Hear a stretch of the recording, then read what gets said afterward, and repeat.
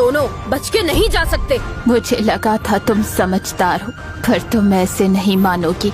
ठीक है, जितने लोगों को बुला सकती हो बुला लो, मैं यहीं उनका इंतजार करूंगी।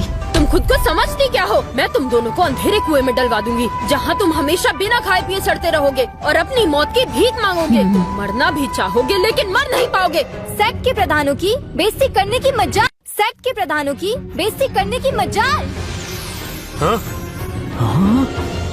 हाँ? मेरा प्रणाम स्वीकारें। हाँ? लगता है ये सेक्ट के प्रधान हैं। भले ही लेडी नीना बड़े प्रधानों में से एक है, लेकिन वो एक निचले वर्ग में है।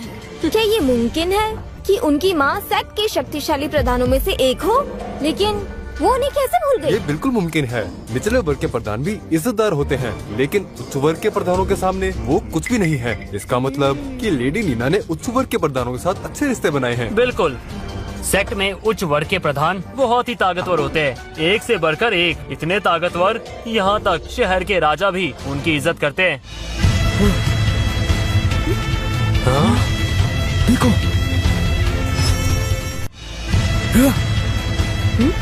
हाँ? देखो, सेक्ट के बड़े प्रधान, मेरा प्रणाम स्वीकारें। अरे भाई, सेक्ट के उच्च प्रधान आ गए। सच में लेडी नीना की पहुंच काफी ऊपर तक है। लगता है आज कोल जैन और उस बुढ़िया को चाहकर भी कोई नहीं बचा सकता। पिताजी, हमने बिल्कुल सही किया। अगर हमने इस नाजायज भाई से रिश्ता ना तोड़ा होता तो हमारा खानदान इसके साथ तबाह हो जाता।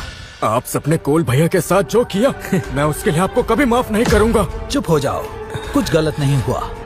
चाहे कोल मेरा बेटा हो, लेकिन इसने जैन खानदान के लिए कुछ नहीं किया है, और इसलिए मैं खानदान को ऐसे तबाह नहीं होने दे सकता। उसे सजा मिलने के बाद मेरा दूसरा बेटा येल सेक्ट में प्रवेश करेगा। जी पिता। हाँ? माँ, मौसी। लेडी नीना वाकई में इनकी बेटी है और उनकी मौसी सेक्ट की मुखिया है।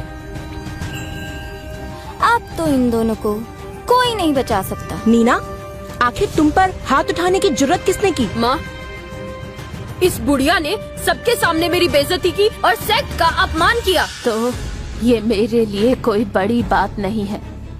क्या यही है तुम्हारे सेक्ट की प्रधान?